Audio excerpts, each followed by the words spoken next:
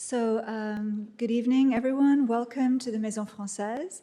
It's a real pleasure to welcome for this evening's discussion Professor Ali Benmakhlouf, or really rather to welcome him back because he's a long-standing friend of the Maison Française as well as a dear friend and colleague of many of us here at Columbia. It's hard to know where to begin introducing Ali Benmakhlouf because he is truly a polymathic scholar and thinker whose work spans really the entire discipline of philosophy. Though the three fields in which he is published the most extensively are logic, especially Frege and Russell, Islamic philosophy, and bioethics. Ali Benmakhlouf has published books and held academic positions in both Morocco and France. He is professor of philosophy and director of the African Studies Center at Mohammed VI Polytechnic University, which is an exciting new campus near Marrakech, and professor emeritus at Paris-Est Val-de-Marne. And he's also an honorary member of the Institut Universitaire de France. As a bioethicist, he was a member and then vice chairman of the French National Consultative Ethics Committee, and since 2020, he has been a member of the Académie nationale de pharmacie. Ali Benmakhlouf is the prolific author of 23 books. So you'll see this evening that he will be singing the praises of enumeration as a humanistic technique, but don't worry, I'm not going to enumerate all of his 23 books. I'll just mention one that I teach quite often and that is very lucid and useful, which is Pourquoi lire les philosophes arabes? So why read Arab philosophers? Why read Arab philosophy? Which was published by Albin Michel in 2015. This is a very important book that puts Arab thought of the Middle Ages, so the thought of Al-Kindi, Ibn Sina, Ibn Rushd, in conversation with contemporary philosophy, logic, medicine, and so forth, inviting us to think of it not as a separate or parallel tradition, but as contributions to a collective history of rational inquiry. This capacity to trace connections among works from different historical periods, regions, and language families is also reflected in the book that he will speak about tonight, L'Humanité des Autres, The Humanity of Others, which was published last year, also by Albin Michel. In this new work, Ali Benmakhlouf asks whether and how we can speak today of humanism. The book is constructed around a dialogue with Michel Montaigne, but it also engages with the ideas of many other writers and philosophers, including Claude Lévi-Strauss, Ibn Tufayl, Ibn Khaldun, Jack Goody, Amartya Sen, Henry David Thoreau, Toni Morrison, Etienne Balibar, great diversity of writers included in the book. Through close readings of this group of thinkers, Ali Benmakhlouf considers how we can speak of the unity of humanity, of humankind, while also recognizing diversity in all its forms and acknowledging historical contexts that include some of the most extreme forms of dehumanization, colonization, slavery, and today the predicament of millions of refugees. So this is a work of moral philosophy. It's also a work of connected history that situates European thought in a global context. So the plan for this evening's event is for Ali to speak about this book for about 15 minutes. Then we'll follow up with a few questions, and then we'll open up to everyone for a discussion. So please join me in welcoming Professor Ali Benmakhlouf.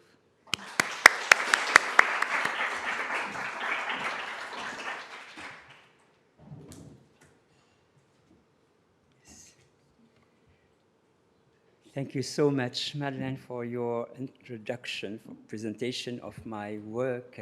It seems as if I was someone else when you not enumerate, but say many things about what I did for in the last decades, I might say. So today, thank you all of you to be here. Thank you, Shani, for organizing all this meeting, and all my friends here coming from this university, but also from others. As NYU, where I was teaching 2 years ago, and where I really fixed many elements of what I will be saying today.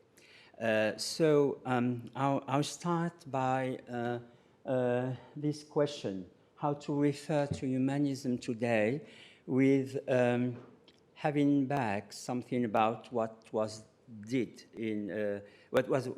done in during 20th century. Classical humanism, the one usually attributed to the European Renaissance, has been attacked in two ways. On one side, by analysis such as those of Martin Heidegger, who reduces humanism to a Christian metaphysics. A man is in the middle between God and other creatures, as Pico de la Mirandola said at the end of 15th century in his book Human Dignity, 1485. This metaphysical sense includes Sartrean existentialism, sharing with Pico de la Mirandola the idea that human beings have free will, what's actually define humankind. On the other side, humanism was attacked by philosophers like Michel Foucault, for whom humanism is a sort of mirage.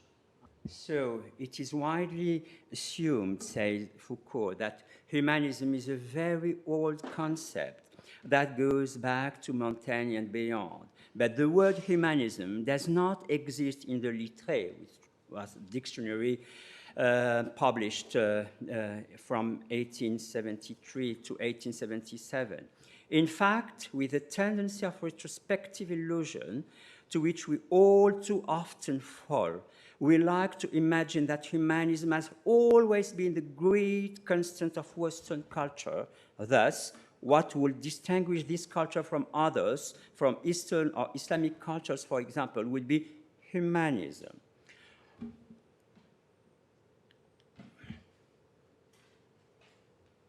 One is moved, so the irony of Foucault is very harsh. One is moved when one recognizes traces of this humanism elsewhere in a Chinese or Arabic writer, and one has then the impression to communicate with the universality of humankind. So that was the idea that humanism is really a mirage. Not only humanism does not exist in the other culture, but it is probably in ours a kind of mirage. Well, how to speak about humanism after that? A point is to be noted here in Foucault's statement. It is the hegemonic force of what has taken the name of humanism in the West, since it becomes the norm for assimilating not the Chinese and the Arabs, but, as he said, their writers, their scholars, in short. Humanism is often understood in the horizon of what we call humanities. So it is not useless to give here Jack Goody's definition of the three characteristics of this European humanism, also known as Renaissance humanism. The European Renaissance was given the positive features of humanity itself. Thus, the concept of humanism came to designate three things: the return to an earlier written culture, the fullest development of human virtues and potential, empowering people, and certain phases of history in which religion plays a relatively small role in intellectual activity. Consequently, we call humanists the scholars versed in classical literature, and humanities, the studies of grammar, rhetoric, history, philosophy. Humanity in the singular, or humanitas, refers to the flourishing of human being, fortitude, ability to judge. We can see here how we are slipping from a literary meaning or study to a moral meaning. Humanism is the conjunction of these two features, the literary feature and the moral one. What Goody criticizes is the way in which European humanism has confiscated features present in all civilization.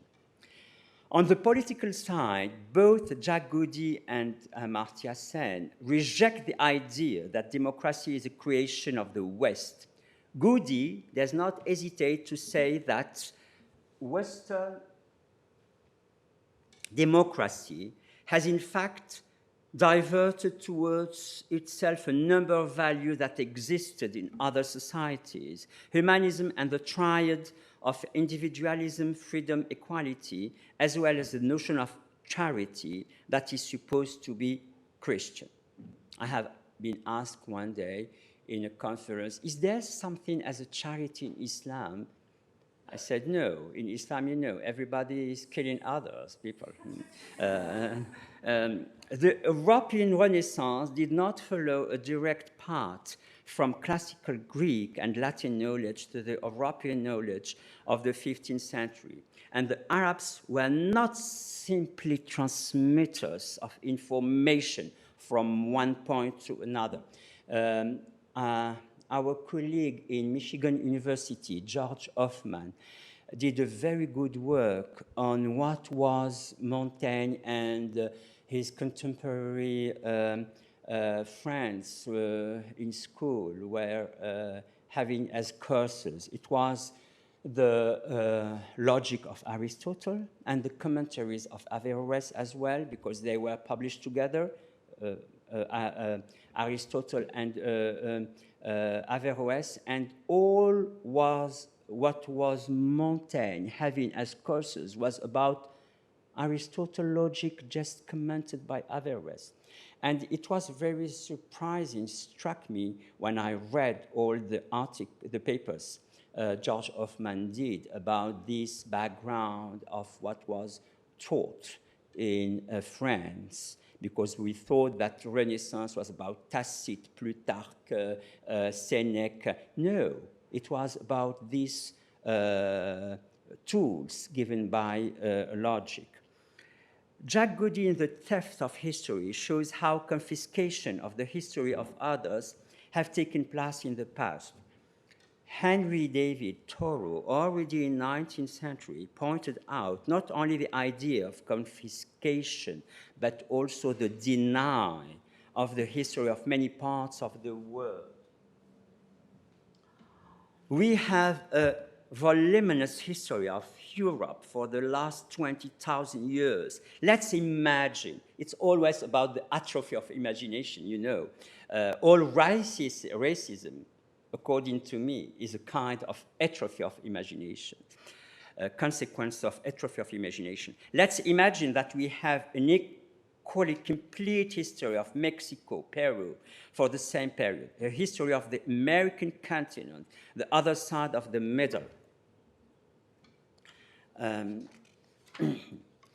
It is difficult to believe that they, civilized people, inhabited these unknown regions of the old world. What facts, what events occurred in America before it was known to the inhabitants of the old world? So really, it's this thought experience is very important. So now I will be speaking really, after all this background of history, what I try to do in this book with reading Montaigne in a new contemporary perspective. Confiscation, deny, are forms of negation of the others. And other great reader of Montaigne's, Ralph Waldo Emerson, emphasizes an important point: the use of negation when speaking of civilization. In our embarrassment at defining what civilization is, we try to do it in general by negations. We qualify as barbarian a nation that ignores clauses, metal, alphabet, arts of peace, and the abstract thought. And when they have invented or imported many things, as the Turkish and Moorish nations have done, there is often some complacency in calling them civilized. As you see, an echo to what Foucault says about the impression of communicating with the humanity, universality of mankind. One way of approaching the question of the humanity of others is to focus on the use of negation. It's what I did in this book. The negation functions at different levels. There is us, and there are those who are not us, the others. How should negation be interpreted here? To differ from a thing can mean to be other than it or not to be it. It is the first meaning that is used by Montaigne, other than. Things differ, and Montaigne conceives 1,000 ways of living, 1,000 forms of life. If you say that others are not you, the door is open for qualifying them as savage, barbarian, or primitive. Difference as diversity and not difference as opposition is a way to avoid these qualifications. The inclusion vision I defend here in this book assumes that what is labeled as humanism should be taken seriously, far from Foucauldian irony or Heideggerian critiques, because it can be it has to be open to humanity as a whole, a humanism that has the word as its measure. It's a Aimé Césaire phrase, and as well, Claude Lévi-Strauss had exactly the same phrase. Humanism as that has a word as its measure.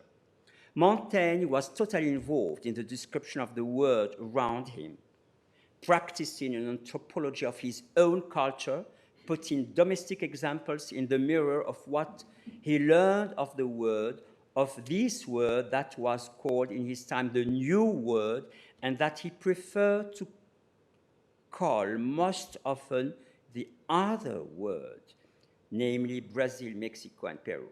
These countries are described in relation to what is happening in Europe, and Montaigne's condemnation of colonialism, called in French une boucherie universelle, serves above all to describe what Aimé Césaire calls l'ensauvagement du colonisateur, that is to say, the real making of savage, or the colonial becoming of savage. The concept of savage, as the concept of barbarian, is a reciprocal and a polemic concept. We call barbarian what is not of our use. It's always polemic concepts. And Montaigne says that the barbarians are in no wise more of a wonder to us that we are to them, nor with better reason. Here, Montaigne is really aware of what Donald Davidson calls a charity principle, the idea that we presume that others are, what others are doing is reasonable. As Claude Lévi-Strauss emphasized in his inaugural lecture at the Collège de France, the challenge is to expiate the Renaissance and to put an end to the narrow-minded humanism étriqué, that confuses a given civilization with civilization, capital letter. The critique of narrow humanisms designed by Lévi-Strauss, according to a project that Montaigne largely realized, is to go towards a humanism that does not start with itself, but gives man a reasonable place in nature instead of instituting himself master of it and ransacking it without even having regard to the needs and the most obvious interests of those who will come after him. Yeah, how contemporary sounds this phrase today. In general, Montaigne denounces the metaphysical and theological presuppositions which give to man excessive height. He says, I will take man in its higher state, dans sa haute assiette, and to just putting down the human pride from this standard that he criticized, this standard which is free will, that Pico de Mirandola said boundless will as a characterization of features of emancipation of mankind. But in the words of Montaigne, it's just presumption, a human disease.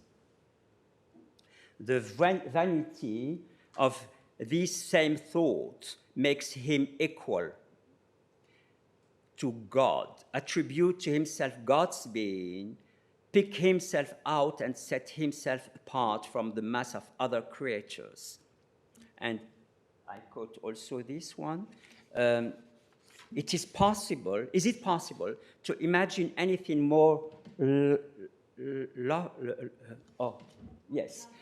laughable, sorry, than that this pitiful, wretched creature, who is not even master of himself, but exposes to shocks of every side, exposé à de multiples accidents, can himself master and emperor of universe. I quote it because it's always said, as it was the phrase of Descartes, maître et possesseur de la nature, but he takes it from Montaigne, master and emperor of universe, and he changed, of course, a little of it.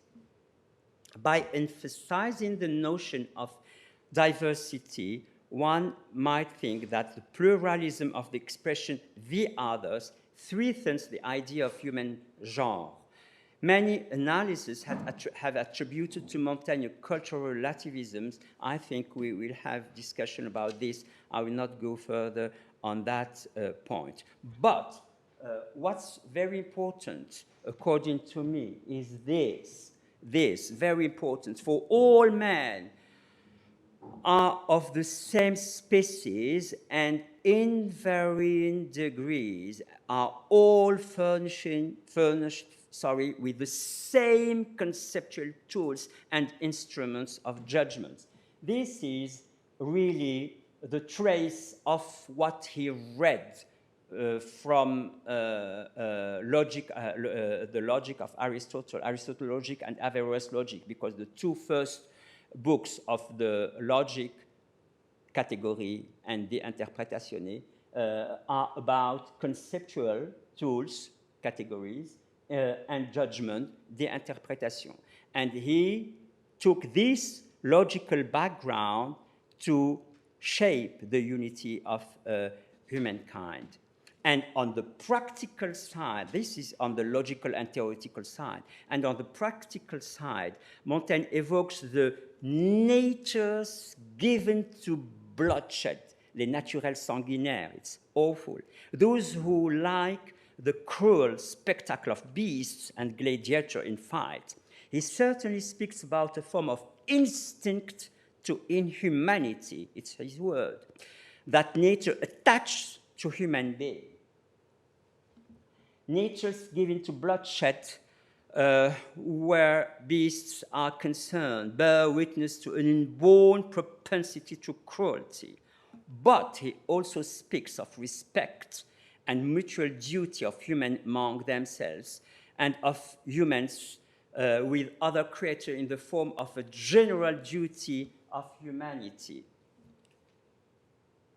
There is a kind of respect and due in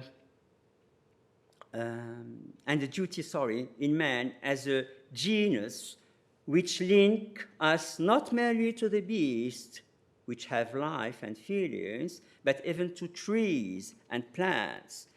This duty is declined differently according to whether it concerns human person where it takes the form of justice, we owe justice to human persons, or whether it concerns other creatures, where it takes the forms of benevolence and goodness that we owe not only to the beasts that have life and feeling, as he said, but even to trees and plants.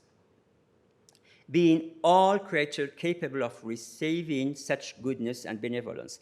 Culture, as instituted rules, extends and realizes nature, avoiding the threats that come from the instincts to inhumanity.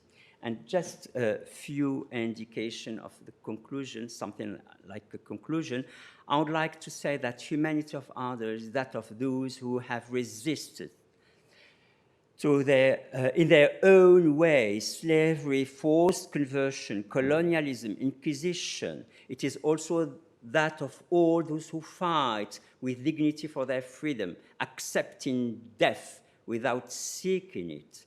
It is not about heroes, it's about fighters, like the king of Morocco. All a chapter of the essay is about Abdul Malik, who in 1578 knew how to avoid the Portuguese domination of his country. He fought with an upright understanding, l'entendement debout, even if it was physically lying down because of his illness.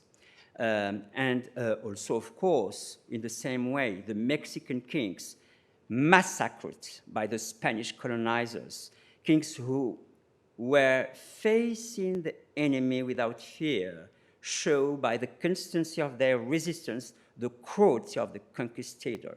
The more you resist to the torture, the more the conquistador and the colonizer is embarrassed by what he is doing.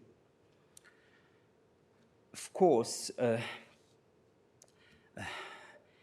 making visible the forms of resistance of humans everywhere, Tupinamba in Brazil, Mexican kings Mexican kings in Mexico, Sardian kings in Morocco, always assuming rationality in their way of life, challenging the concepts of savage, primitive, barbarian. It is the good sense of all that I try to put forward, a good sense which is always at work, sometimes stifled by dictatorships, colonialism, hegemonic powers, but never annihilated. It is the basis of every act of resistance, that is to say, of every act of freedom. Thank you.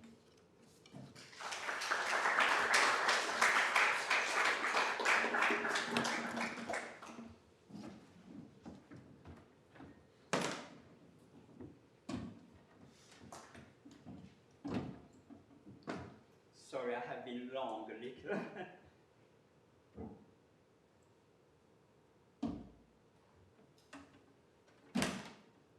Thank you, Ali. Is that better? Yeah, no? It's good? Okay, thank you. Thank you for this introduction to your book. There's so much in the book, as I said in the introduction, so many thinkers, so many ideas.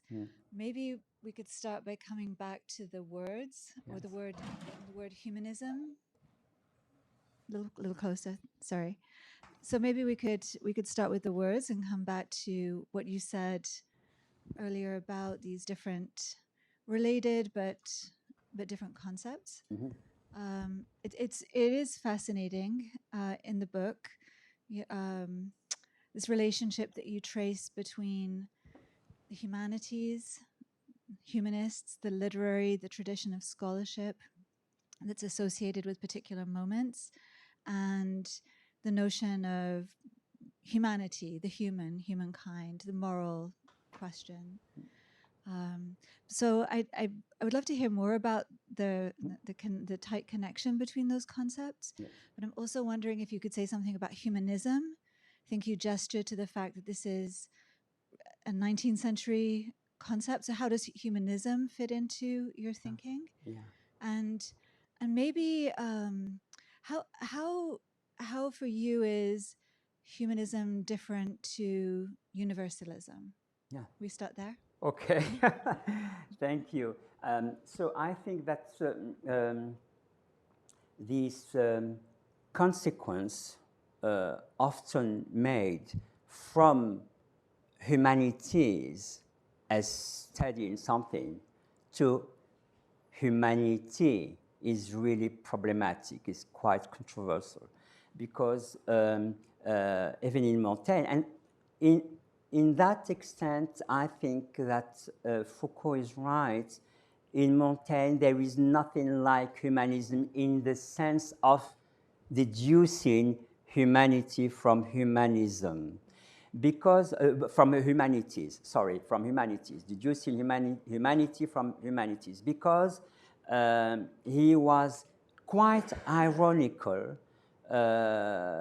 towards his father, saying he was always inviting scholars at our house, looking to them as if they were saints. And it is completely in proportion of his ignorance of what is really studying things, because his father was not completely involved as he is in the humanities. And this kind of taking in the high place humanities and just thinking with kind of naivety that we will deduce humanity as emancipation, freedom, free will, and all this indication doesn't work. So according to me, I try to shift to, I will say, deflationist way of making things, not speaking about the man in its highest state, en sa haute assiette, but just human being in the way, negative perspective. How are we able to block or to limit the inhuman behavior? Humanism, to me today, I had to say that, but I didn't. Thank you for your question, because it's exactly what I think. How to avoid inhuman behavior.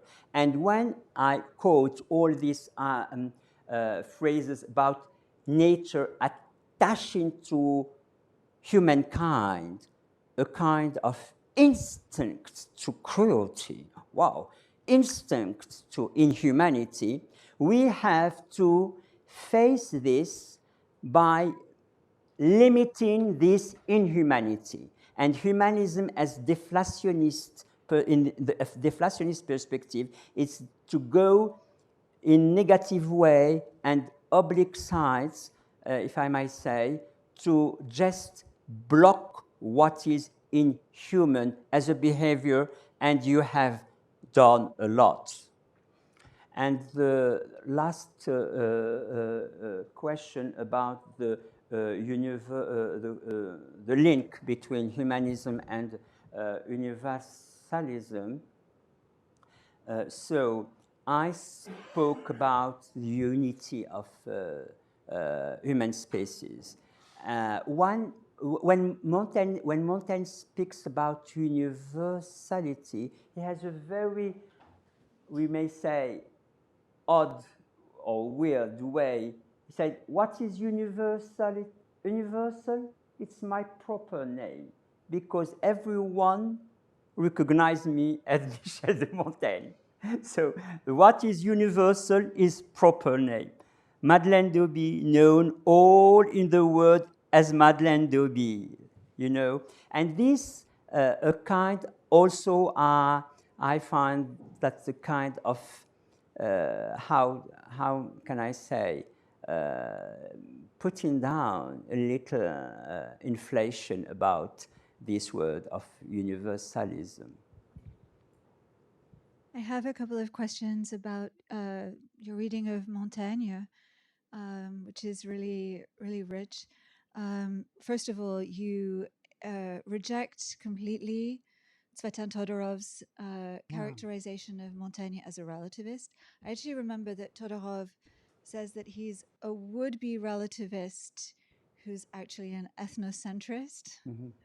So I'm curious to hear more about why Montaigne is not a relativist, and maybe also, I mean, Todorov reads many of the same thinkers that you do and tends to engage in a work of classification, right? This one is a relativist, this one is a universalist. So I'm wondering what you make of that.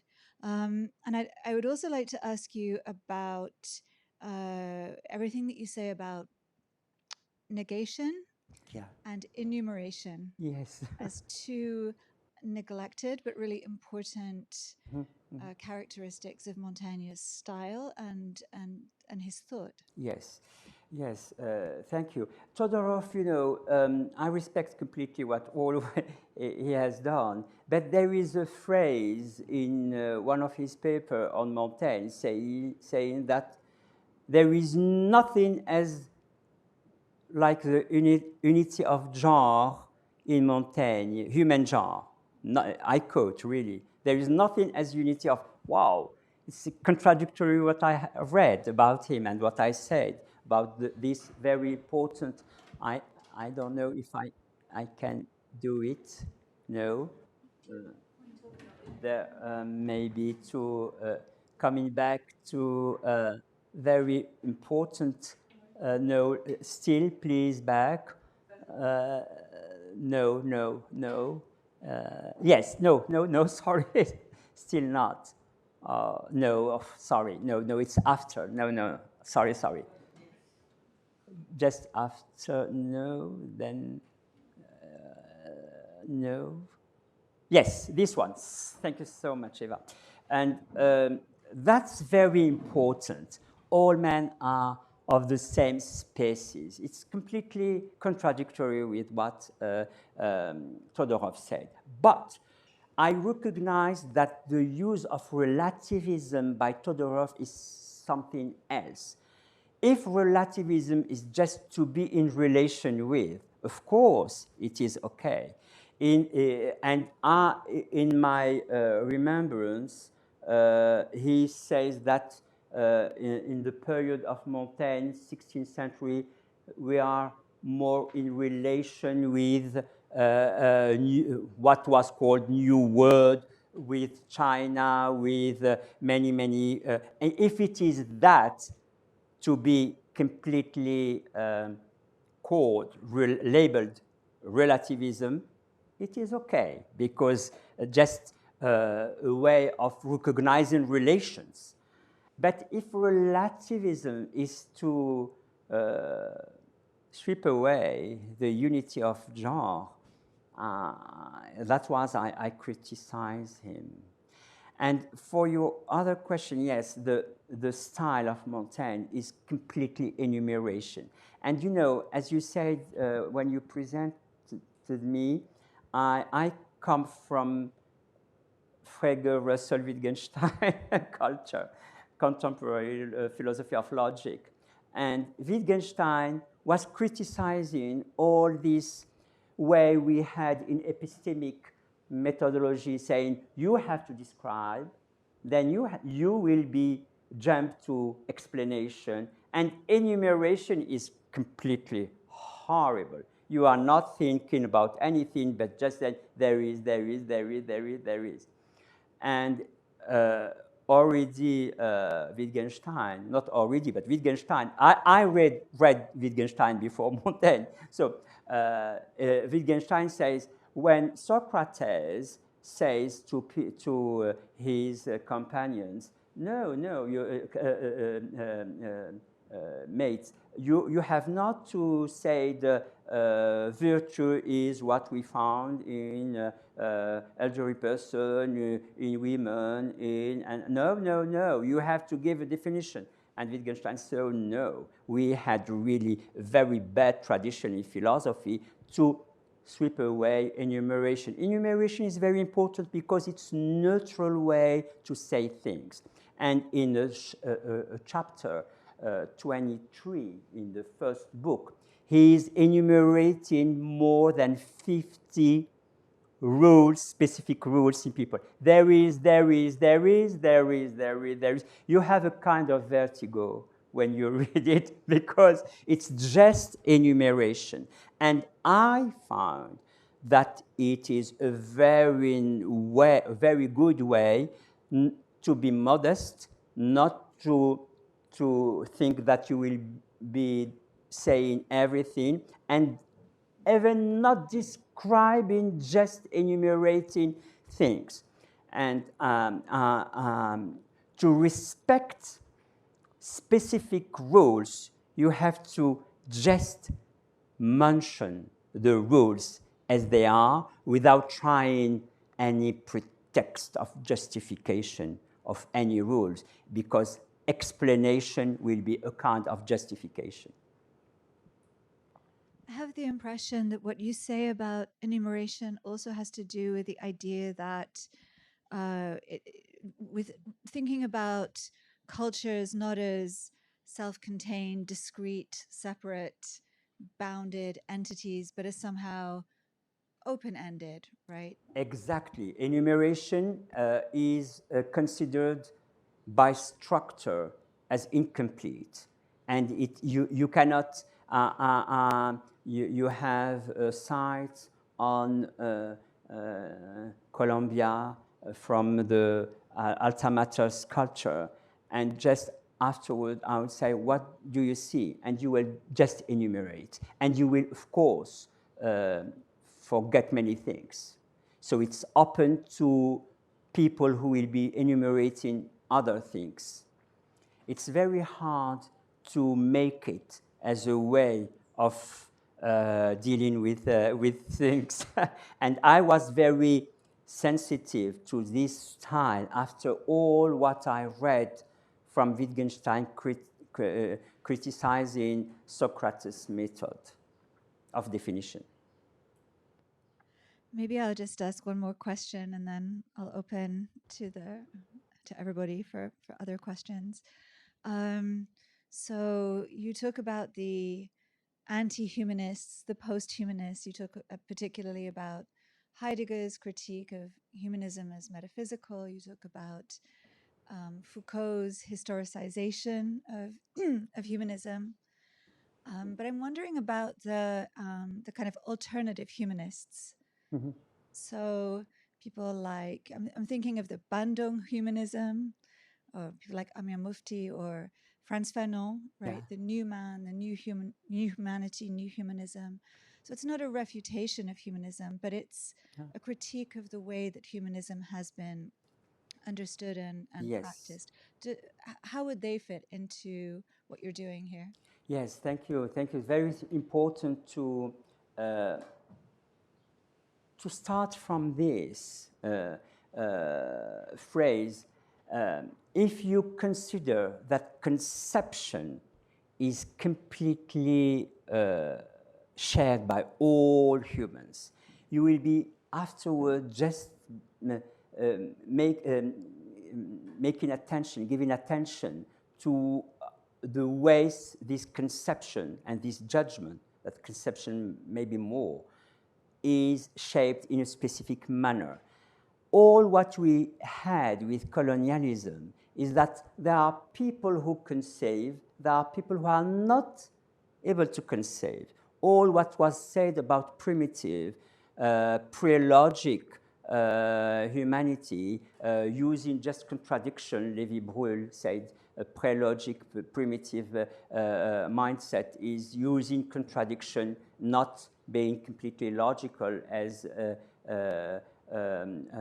classical logic did, and with principle of identity and not non-contradiction principle.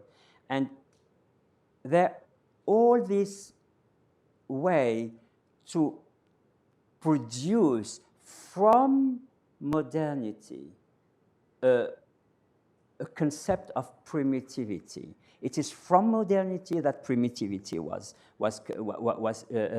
produced. And I completely try to avoid completely this term of primitivity. And if you avoid it, you will just be aware of what is this conception shared by everyone. The real fight for many countries, as Africa countries, is to show that they can save as well as others, but in other manners. And this fight for sharing conception, it's already there, but it is not recognized. It is not recognized. I was just telling to Emmanuel Saada that in the university, in Morocco University, there are still French, not scholar, but French, what I may say, French speakers coming and saying, you know, in Africa, you are completely out of place. We have to bombard you with knowledge. It's still operating now. It's still operating. And it is all this discourse that it is completely out of place. And of course, Frantz Fanon, of course, Aimé Césaire, as I quoted, how humanism can be can take the word as the measure. It's very, it's still a big challenge. It's still a big challenge. And I am trying in the university where that I joined now to have a seminar called Le Monde vu d'Afrique, the world seen from Africa, and to show that all these concepts of universality, for just to take this example, it is also, we are not aware of the way universality was also a proposal from the South, from what we say the global South. I think about Ibn Khaldun. Ibn Khaldun had really a conception of universality that is really extended to all human societies. And this is a kind of work I'm doing now. Thank you. Shall we open to Yes. questions? So I hope that someone may have a question for Ali Benmakhlouf about his presentation and his book. Mamadou? Thank you. And thank you, Ali, for an inspiring presentation. My question is about your last reaction. This universalism you are referring to, which is the global South universality or humanism. Is it possible to call it an alternative? Or is it something which is basically engaging with a biased way? Okay. It was discussed. Is it not indicating a kind of expulsion of people from these? And is it deliberate or not? Okay. I believe that what's important is interaction between cultures. Not really alternative, but interaction. The more you interact, the more you are in relation, the more you share what is specific to you. That's a very nice phrase of Paul Ricoeur saying, the more you go deeper in your own culture, the more you join other cultures. And I believe that. I believe that in the still as a comment of what Montaigne says here, the same sharing, the same conceptual tools and judgment. And it is important that he speaks about tools, about instruments. It's my way of saying things from logic. They're really tools. Jacques Gaudy speaks also about the technologies of intellect. And I think that all these tools shared are completely shared, but they have to have more visibility. Not really alternative way of doing things, but sharing tools that are already there and specific tools, and see how all these tools interact. But I believe that really they interact.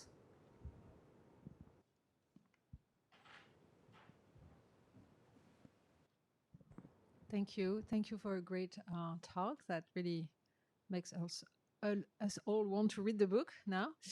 I had a question in a way following up from one of the questions from Madeleine, who was asking a question about relativism and humanism, and with Todorov in the middle of the conversation. But I have a question about skepticism and humanism, right? Because all these tools for Montaigne, as far as I remember, they're weak, right? They don't get us very far. We may have the same tools, but also none of these tools really works, right? And so, like, I was wondering if, it's kind of a humanism that is based on a vision of fragility, of a common, an ability to grasp the world. Yeah. I want you to comment on that. Yes, thank you very, very much. It's a very important question. Montaigne is always associated with skepticism. But skepticism is, according to me, skepticism in Montaigne is always oriented on knowledge, not on practical things. And even truth, there is no relativism with this notion of truth. He says that je chéris la vérité. I'm completely in love and involved in truth. But the knowledge of truth has to be completely put in doubt.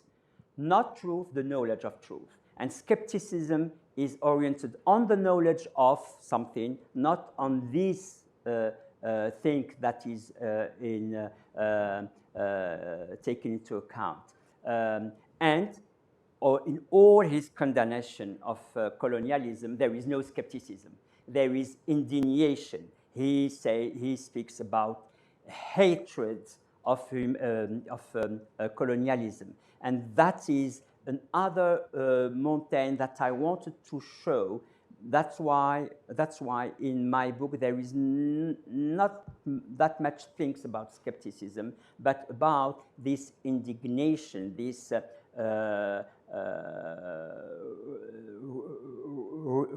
refuse of all the massacre and this boucherie universelle. About universal, he used the universal in that case. The colonialism is boucherie universelle, slaughter, universal slaughter. And Etiamble has written a very nice paper about, in his book called Racisms in Plural. He wrote a very nice paper about this question, saying, stop with saying that Montaigne was belonging to the skeptical school. Montaigne, of course, was skeptical about knowledge, theoretical things, but he was completely engaged, committed to fight against injustice, against the negation of others, I may say.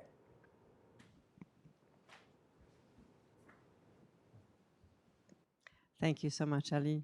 I have a question that's more of a rambling observation, more than it is a direct question. So part of it stems around a question of in what language can this humanism speak? Or in what way can this humanism articulate itself? Yes. And it seemed as though the more I was listening, it couldn't be the language of philosophy, but there was something about the way in which you were talking about Montaigne, the proper name, for example, the singularity in which that humanism speaks. Yes. And the way in which it's relating to a kind, I mean, it was the theme, the leitmotif was negativity, right? About the inhumanity of others, but also I mean, l'humanité des autres, but l'inhumanité des nôtres, quoi. Il y avait un peu cette Yes, réflexion, yes, you know, that you were kind of working back and forth between. yes, exactly. And it seemed as though, and you said, you know, that each culture had to kind of go profoundly back into itself. Yes.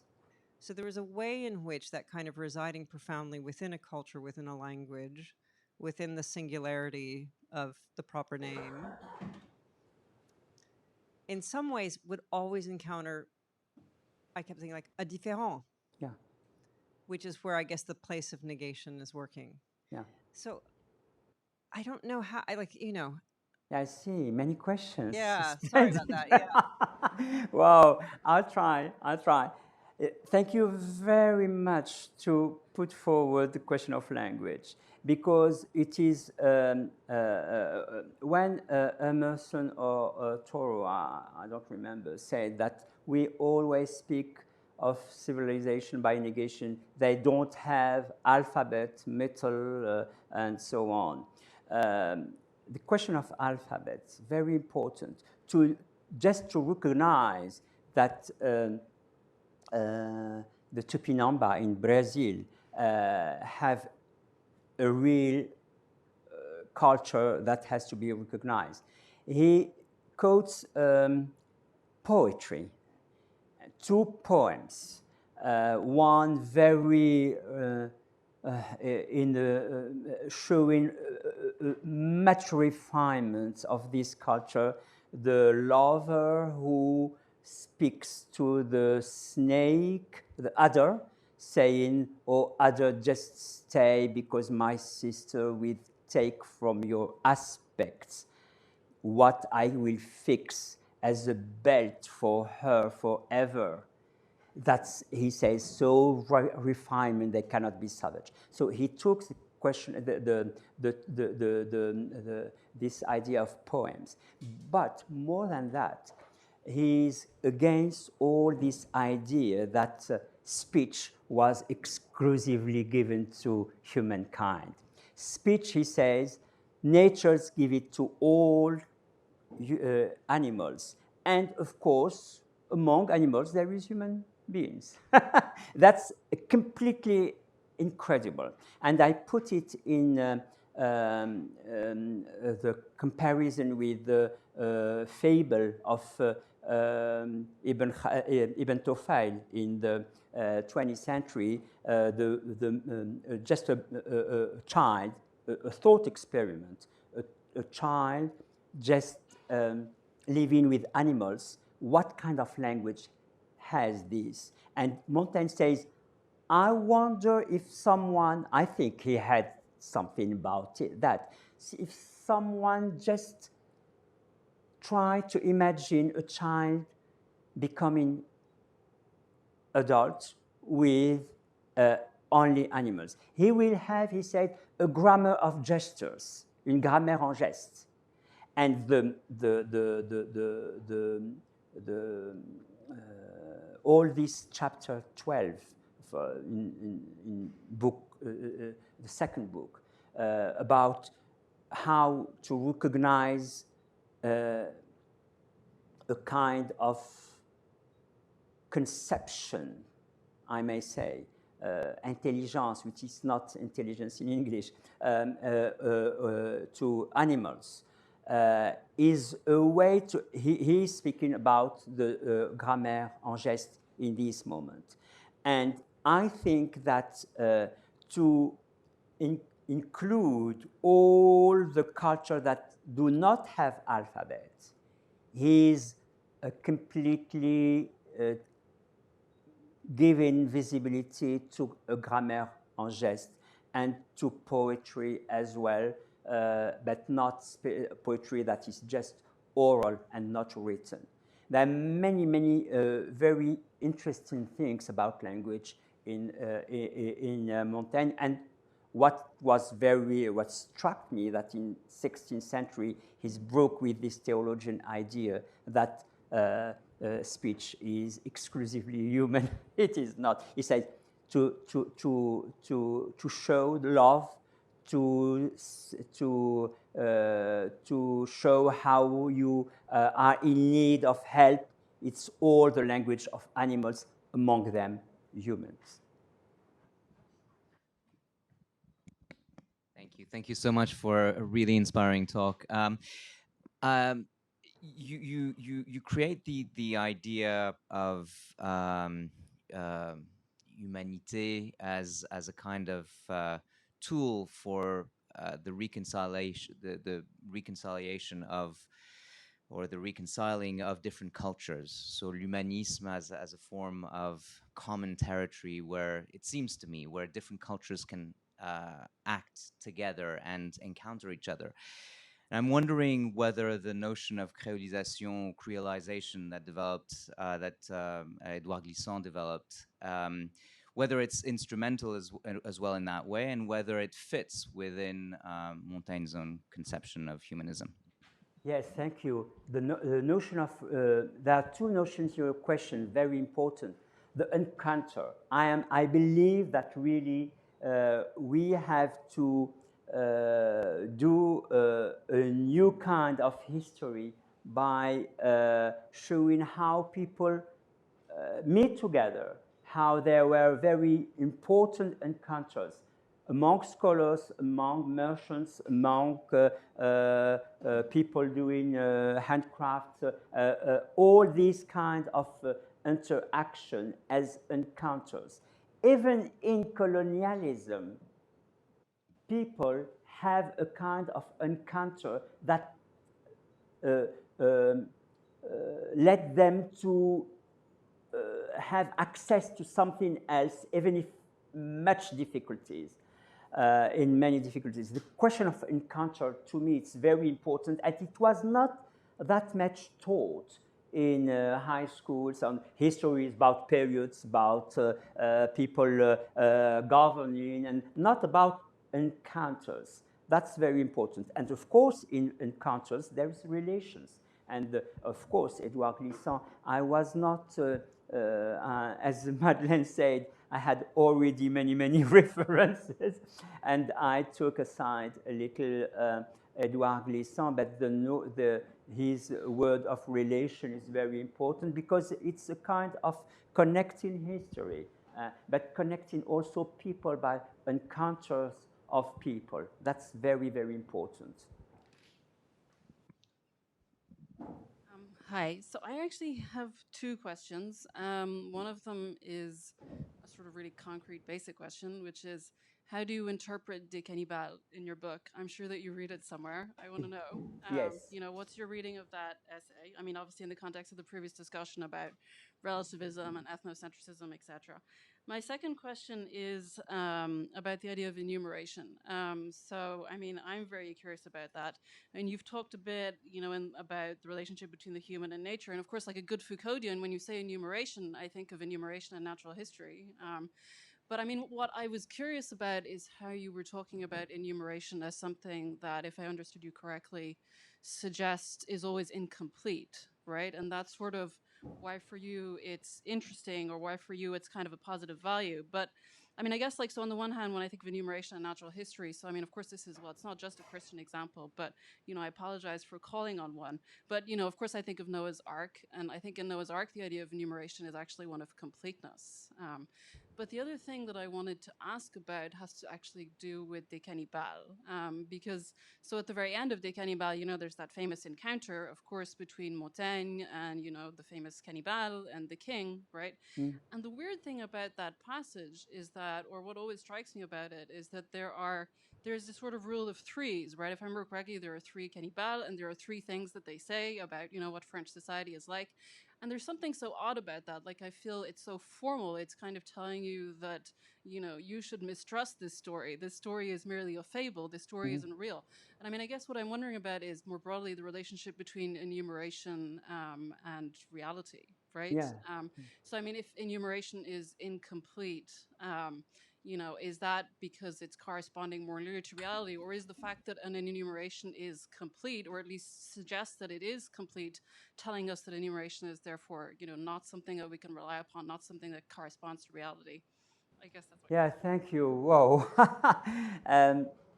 About cannibalism, there's many things in my book about it. of course, he makes it in the mirror of Catholic culture and l'Eucharistie. And when you are eating the corpse of Jesus, it's cannibalism. That's very interesting because it's always, as he said, I am looking very far in interpreting examples from other words to see my domestic own examples and to have ideas about it. And of course, cannibalism also, he says that it is related to people who do not eat any meat. He described what they eat. They are completely vegan. So cannibalism is only a war rite de guerre, only a war rite, because it is about when neighbors are fighting together for something, they caught someone, they took it as a prisoner, and after he died, they eat it.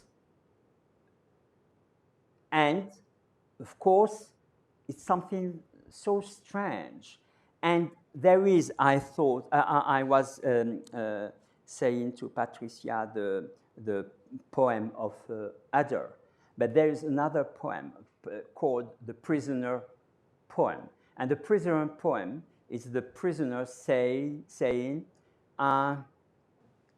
eat me, please do it as fast as possible, because when eating me, you will be eating your ancestors that I have eaten already in the other battle. So it's the way to show that it is an impasse. That's something that not goes as my interpretation, as many other scholars, saying that with these prisoner poems, it's the kind of saying that cannibalism is completely weird. It's not a way of life, it's a war specific rite. We say rite? Right, yes, thank you. Ritual. So, and the other question about enumeration, yes, very important. Of course, it's a kind of shaping reality. How? In this chapter 23, first book, try to, in Screech translation, it's 126 page. He is just enumerating as you have a kind of vertigo. But in the end, there is something, not summarizing, but all these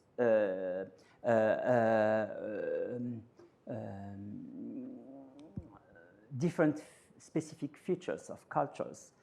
He said that we see that we have more to know about customs, about habits, than about what philosophers said in their constructions.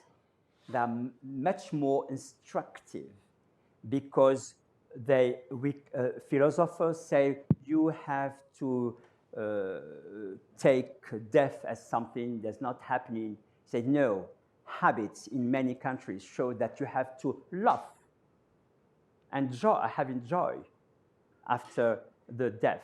And says, no, it's higher than what philosophy says. Philosophy says, okay, you can despise rich people. And towards all the examples, I show you that even rich people can just eat salad and not what is completely rich in abundance, and they can avoid it. So, and there is really at the end, and what's more, there is, he said, very important, the rule of roles, the rule of rules, the law of laws. very important. Sorry, I have to read it. Just, yes. For the rule of rules, the general law of laws is that each should observe those of the place wherein he lives. So there you are following a rule, and others are following other rules. And there is the rule of rules that everyone is following a rule. And this kind of rule of rule is to touch a kind of, to reach a kind of universality. The general law of laws, the rule of rules, is just to follow rules. So after giving all this enumeration, he can say things as having this kind of abstract significance, meaning. Thank you. So just to bring this to a close and maybe to follow up on Celia's question and what Tricia was asking about language. So to come back to On Cannibals, since it's the best known and the most widely cited, particularly in this context of thinking about humanity and the humanity of others. So I think what it is that leads Todorov to say that finally Montaigne is an ethnocentrist and not a relativist, as he thinks that Montaigne wishes to be, is that he suggests that you can admire another group, you can admire the Tupinamba because they have virtues that we already admire. Right, so they Okay. they have Yes. they illustrate, they exemplify stoicism, courage, and they also have poetry, and not just any poetry, but anacreontic Yes. poetry Yeah. that seems familiar, that sounds like. Okay. So what that does bring us back to the question of that question of appreciating in the other alterity, or the alterity that is mirror of the self, and how that relates to the question of language. Okay, thank you. I'll start by what you finished. I avoid the term of alterity because it is others and not the other. And I'm to me, philosophy always talking about the other, autrui, and so on. And I prefer diversity with others because you can travel and see real diversity. And it is why I say that diversity is versus alterity, really diversity. Of course, Montaigne, when he quotes this poem, it's about what is happening in 16th century. The Anacreon was revisited in 16th century, and many poets wrote in the style of Anacreon, which was 6th century before the Christ.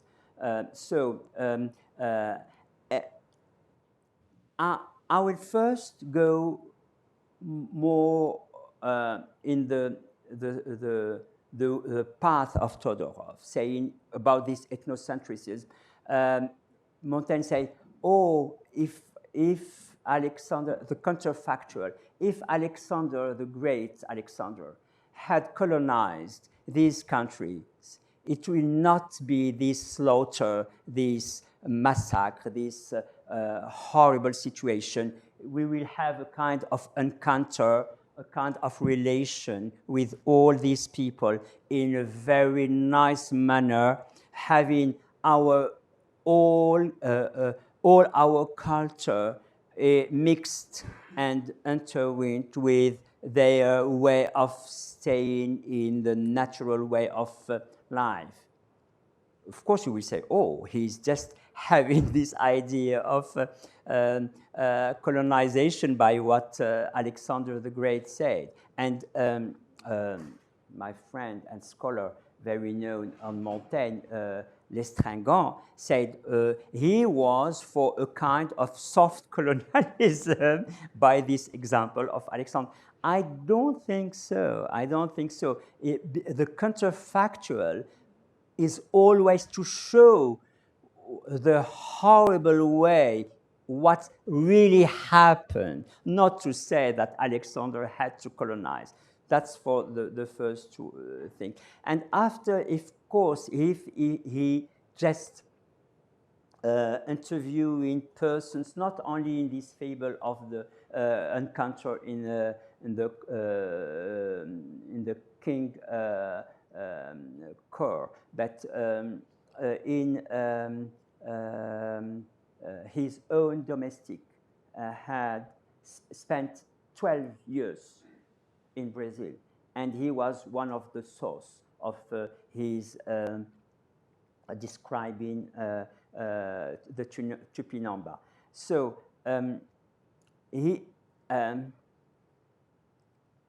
yes, I think that because of projecting what you know, it is not sufficient to say that you are ethnocentric. You project and you try to, as I said to Mamadou, to interact on the other side if you have any possibility of encounter or relation. I see it this way, defending maybe more than I has to Montaigne. Yeah. I think that's a lovely place to end. I think we only really skimmed the surface of your book, but perhaps that's good. And it's an invitation to everyone to read the book. And if you'd like to get a copy, I think that you can do that just in the foyer. So thank you to everyone for being here for this discussion, and please join me in thanking Ali Benmakhlouf. Thank you. Thank you.